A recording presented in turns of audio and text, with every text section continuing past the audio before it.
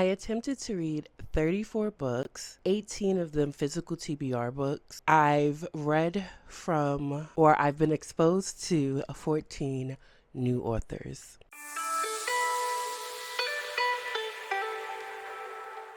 Welcome back to Reading Spins and Chai Sips. I'm your girl Sasha Bonay, and we're going to do the May wrap up. I had a good reading month in May, and I enjoyed it, and I think it's because there's no pressure. I've accomplished so many of my reading goals already that I'm not in any way pressured to read. I have a great time when I'm in the car reading and going to my internship and reading audibly, obviously, going to and from internship. I love that for me because I'm reading, I'm listening, I'm laughing, I'm talking out loud when I'm in the car. I'm having a great time with that.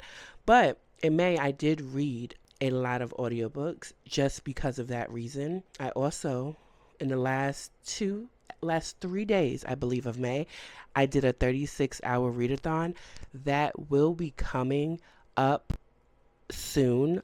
It will be posted, and I hope you all enjoy it because I had a great time. But let's get into the books that I did, in fact, read in May. So here are all of the books that I read audibly, and I enjoyed many of them. If you don't know, in October, I'm going to CocoCon, which is Southern Hearts and Signed Kisses' third annual book conference, and I'm going to have fun, but there are so many authors, especially new ones, that have been added to the list, and I have never read from them, and I'm trying to read some of their books to gauge if these are authors that I want to buy books from and continue into their catalogs. I'm reading a lot of audiobooks with that in mind. What you're seeing on the screen right now are all of those audiobooks that I read this month. I'm not going to talk about each and every one of these, but let's get into the ones that I do, in fact, want to buy and continue to read from those authors. So the first audiobook that I listened to that I would love to buy and have physically for my shelves is Hear My Heart by Tay Monet. Now, I love books with deaf or hard of hearing characters. I love books with sign language represented in them, and this is one of those books. So I am going to get this book. I'm going to own it. Now, I have seen Tay Monet on Instagram. She's done special editions of this, and it had a whole rollout, but at the time I hadn't read the book, so it wasn't like, it's not that it wasn't for me at the time, I just hadn't read it. But now I'm all in. This, I believe, is my first book by Tay Monet, but it won't be my last. Next up is A Justified Love Affair by Kimberly Brown. Kimberly Brown is one of the co-founders of CocoCon, Southern Hearts and Signed Kisses. And I've read several of her books at this point, but A Justified Love Affair is not, to me, there's no justifiable love affair. However, in this book, I wouldn't even consider what these two do as a love affair.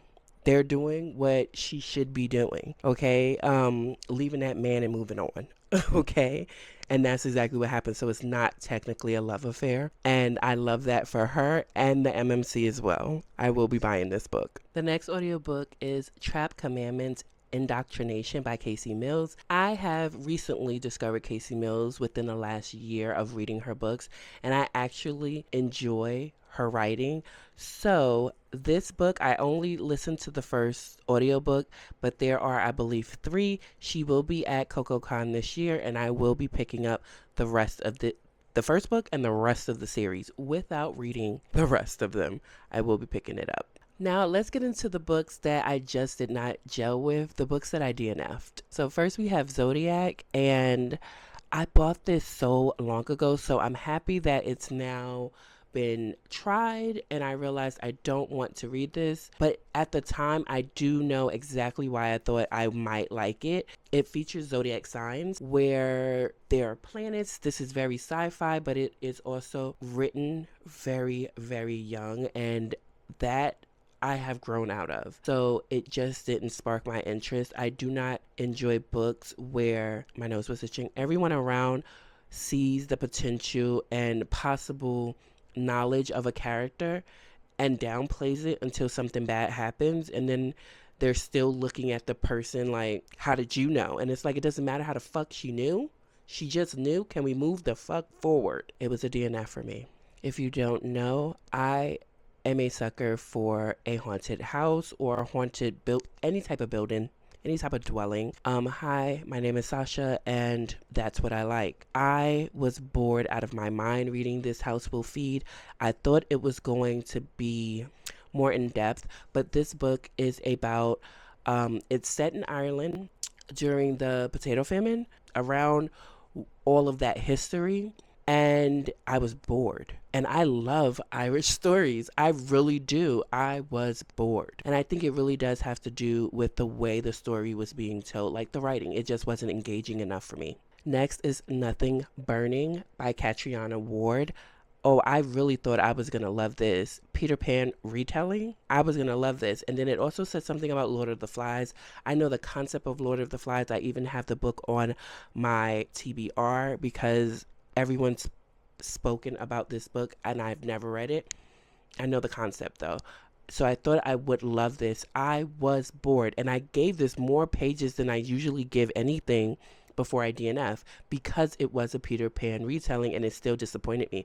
99 pages and I was bored. You do get some connections of the lost boys, but this is lost children and they're not even lost. They again are kidnapped and starving, and I don't like the third person, and it has so many characters that have POVs. This is just weird and it's not entertaining or fun or interesting, and you're left not knowing what really is going on as you're reading. And I don't like that feeling of, what the fuck is this? If I have to keep thinking that, what the fuck is this? It's time for me to put the book down. That's just me. So if you're interested in any of these books, even though they were not for me, they may just be for you. They are already up on my Pango. Go get them before someone else does. Now let's get into the books that I actually finished, but will still be unhauled. And I want to start with The Place Where They Buried Your Heart by Christina Henry. I had great hopes for this one. I no longer have it. I did have it physically, but it's already been sold on Pango, so it's already out. I had high hopes for this because, again, a spooky, scary, haunted house kind of vibe. And this book pissed me off because if there's a haunted house, like just picture it. I want you to picture it. You live on a street where a couple of houses down, even across the street from you, wherever in your neighborhood, where a man has brutally murdered his whole entire family in a house, right? But that's not the first time this has happened in that house. And nobody in the neighborhood seems to think something is weird here. How about we move? Because what's the first thing that's going to happen when you tell children don't go into that house? They go into that house. So now you have children that are going missing and being killed and dying, and then you have family members being so stricken with grief that they also go into the house. This street, these people pissed me off, and I thought it was not good, and I hope it didn't do what I thought it was gonna do, and it did it, which also pissed me off. So no. So I did finish it, but it had to go. It pissed me off so bad that it's already gone. Next, Once Upon a Time in Dollywood by Ashley Jordan. This also was a no. This is more women's fiction than it is a romance. And I don't really do women's fiction that often, and this is the reason why. I despise not family dynamics, but Black family dynamics of that's my family member, regardless of all the pain and turmoil they have put me through. I'm going to stick beside them because that's my mom, that's my dad, that's my intertitle here, a family member. And I'm tired of it because a person you absolutely cannot save is a person from themselves. If a person has hurt you, mom, dad, insert title here, it's up to you now to save yourself from them, your emotions, your mental health, your whole being and your peace from them. In this book, her family did something to her and based it off of their religious beliefs, and she has been living with that hurt and that pain for years, being closer to her father than her mother, even though they both did it. Okay, that's that misogynistic planting that we all seem to have and we don't even notice because a woman wrote this book. Why do we need the mother and the father to be horrible to their daughter, but their daughter is still more in tune with the father who allows the mother in her head to treat her bad? Why do you love your father just as you? It just doesn't make sense. You can't blame one parent without blaming them both. I didn't like this.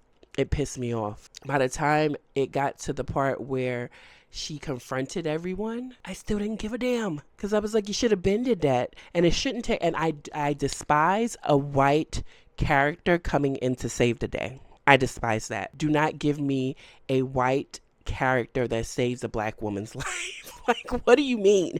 Your black thoughts weren't enough to save you? No. Don't ask me why I read this. I just did, okay? King of the Dance Hall by Nick Cannon. This book features a character named Tarzan, obviously the king of the jungle, who is a known fuck up in America, right? In New York City, in America. He is a fuck up to his whole entire family. He doesn't know when to stop. He doesn't know that you're about to take it too far. He doesn't know any of those things. He never learns that. Throughout this whole entire book, he never learns that. Keep that in mind. We start off the book where he gets out of prison because he does some time because he got caught stealing. He was trying to steal some stuff to make some money for his girlfriend, who I think at the time was pregnant with their child. He gets out. She's no longer pregnant. She had the baby, but she don't want to be with his ass. And she's moved on with another man because that baby was never his in the first place. He does something because he's angry about that and then runs to Jamaica. Mind you, just got out of prison, fucked that all up, and was about to go back to jail, ran to Jamaica, and he just throws Jamaica into turmoil. Like, this book was just horrible. Tarzan does not learn not near one lesson and leaves a woman with a child who, again, will not know anything. I can't. No. Eating Ashes by Brenda Navarro is translated by Megan McDowell. I wanted to read more translated fiction. This book is about grief, but I honestly didn't like it. It wasn't for me. I'm going to say that. It just wasn't for me. I do believe there are people who will read this book and absolutely love it. It just wasn't for me, especially since there are no quotation marks in this book. I had to read this with an audiobook because I kept getting confused. So yeah, it just wasn't for me. The writing just wasn't for me. It's not that it's a bad book. It just wasn't for me. So Madina by Akwaeke Emezi. It's a beautiful cover. Pet and Bitter, I did read those. I enjoyed those. I do like Pet more than I like Bitter, but I enjoy both of them. I did not enjoy this. I wholeheartedly did not enjoy this, especially, again, actual parents. The parents in this book were trash. The mother, 100% so. The father, 100% so. There's always one parent that's louder than the other. That does not mean that they both do not hold the responsibility of being parents to their children. In this book, Somadina and her brother, I can't remember his name, but they're twins in this culture. Twins are like bad. They're from the devil. They're just horrible. They mean evil. They mean bad things. And Somadina is being used by a literal god to do not horrific things, but when the god wants to use her, it does. And she saves someone from being SA'd, and even the person that she saved from being SA'd still thinks that she's evil because of what she's done to save her. And her parents are looking at her like, you were already twins and evil. Now you going around doing what you've done? How dare you? Trash. I don't care. I don't care. I didn't like it. Because again, at the end, it's always, I love you. You're my child. I didn't know any better, but I'm a child. If you as a grown-ass person don't know any better, how much better is a child supposed to know better than you? Trash. The Predator by Runix. This was a waste of my reading comprehension. It really was, because I despise the fact that the FMC in this book was described by her, not by anybody else. In her own thought processes and noggin, she described herself as not being attractive, being She just got a little bit of money. She just rich, you know what I mean? Because her daddy rich. And she like, ain't no man finna like me. I'm just blasé. Like, I don't really have it all. And so, with my own thought processes and my own noggin and comprehension skills, you want me to believe that a man looked at you and your blondness and thought she's fucking hot. No. And the fact that this book was just bad. I didn't like it. I did not like it. I don't like it. And I don't like a FMC that bitches and moans and complains about her whole humdrum life when all you have to do is leave. Like, get the fuck up and leave. That's all you got to do. Or kill people. Do something useful with yourself. Violent Little Thing by Sean. I adore Sean as an author, and this was supposed to be a dark romance. My book club picked this book for the month of May, and I gave it 2.75 to 3 stars. It was not good. It also, there is a thing for me where I am very visual in my reading, right? I can read and I can picture faces because you've described them. I can picture places because you've described them. You've built a world in this book that I can picture. This book was my brain was blank reading this. Nothing came into focus for me. I couldn't picture how he looked, how she looked, except for very vague describing. It took way too long to get to the revenge. It had SA riddled through it, and I didn't care about any of it. It just was not good. I no longer own this. I did own this. I no longer own it. It has already made its way outside of my home on Pango. These books will be up on my Pango if you want to have them. They're already up there now, So I had one reread in the month of May, and that was In Love with the King of Harlem by Jacquel J. I reread this so that I could refresh my memory on the story because it does leave off on a cliffhanger, and I just wanted to make sure I knew who all the characters were and all the pieces on the board. So I will be reading the next in this series, but I do not own it. I got this from my first Southern Hearts and Signed Kisses book con, and I read it then, and so I'm rereading it now to see if I would like to buy the rest of the books in the series. So I'm going to read book 2, and it's just In Love with the King of Harlem book 2.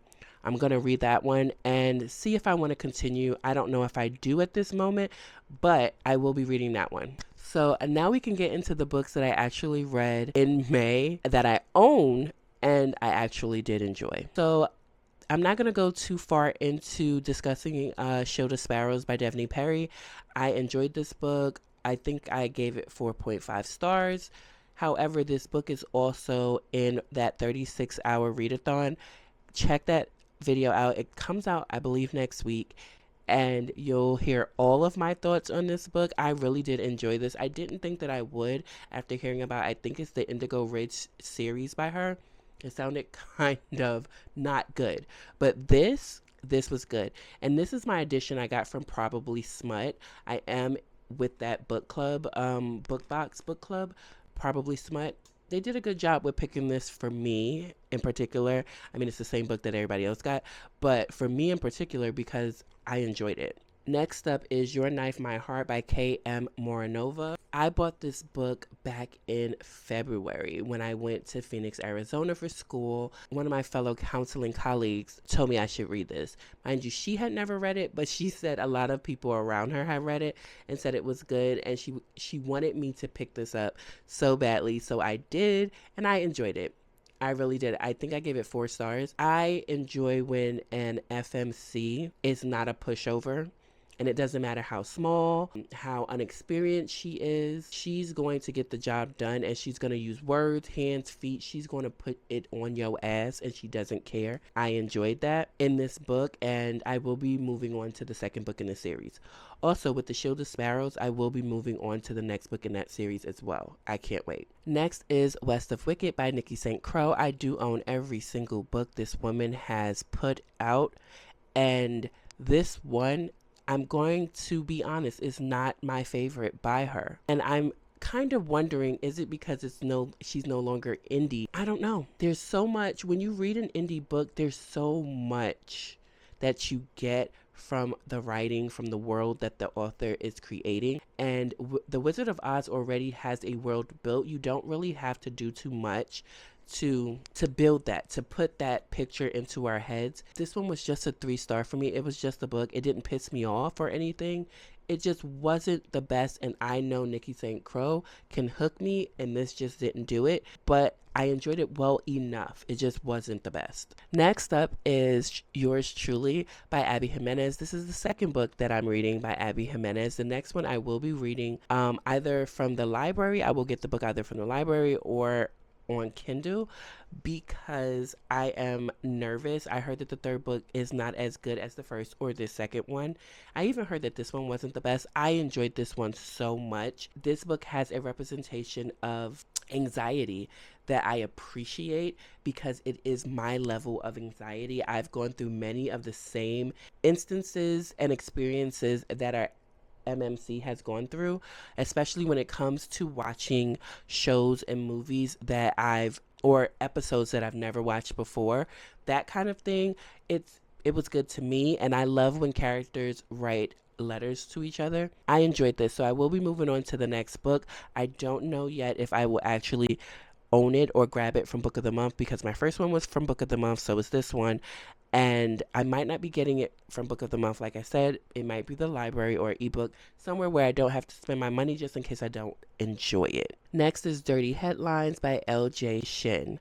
I love this edition that I got. This is my Baddies edition, and I'm not finished with all of my Baddies books yet, but I'm glad that I can still find a good book within those editions, because when I tell you, Baddies was struggling for me. I don't know about everybody else, but for me, the books just do not be good to me. But this one was great. I enjoyed this. Again, at FMC, in a real world situation, who was giving her boss a run for his damn money, and I enjoyed it so much. Next is Innocent Intent by Casey Mills. This is a thriller with a little bit of romance in it. I would call it, me personally, a romantic suspense, but it says thriller. We're going to keep it at a thriller.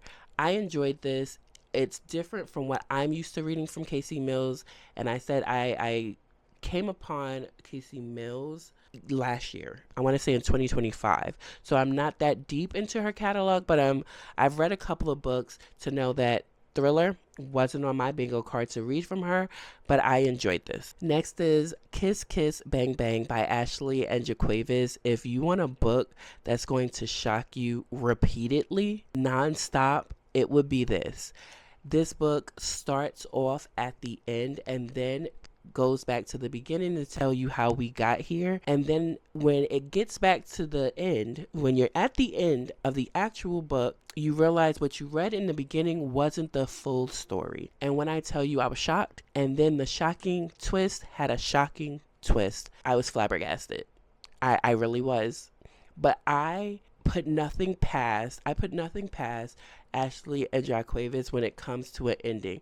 The married couple that writes together stays together, right? They did it again. And this was my first S.A. Cosby. Now, mind you, I have not had this one as long as I've had the other one, Blacktop Wasteland, which I still have not read. I'm going to get to it. But I read this one, and I was pleasantly surprised, because you can believe the hype. S.A. Cosby is a great writer, if I'm just basing it off of this one book. I really enjoyed it. I gave it 4 stars. I didn't know what to expect, because again, I've never read from this author before. But now I'm like, okay, I get it. I like it. And I love the reveals, because I was like, ooh, I think I know. I didn't. And then I was like, I think I know where this is going. I didn't. But I enjoyed it, and I do recommend it. So that's it for me. Those are all of the books that I read, and some that I would recommend to you. All the books that I said are on my Pango, right now, are up. That is all. That's what I read and attempted to read in the month of May, and I think I had a really good reading time. If I came away with 9 physical TBR books that I actually enjoyed and actually would recommend, and several audiobooks that I listened to that now I want to buy and add to my collection of books. I think that's great. Let me know in the comments if you've read any of the books that I enjoyed, and if you know of the books that I've enjoyed, give me some recommendations that are close to the ones that I actually liked. I would not mind that. Also, put in the comments how many books you read for the month of May, and if your reading month was as good as mine. That's all I have. I will definitely see you all in the next one, and do not forget that the 36-hour readathon video will be up next week. I hope you all watch it. It is a lot to edit and get up, but I'm going to do it. It will be there, I promise. I'll see you definitely in the next one. Bye.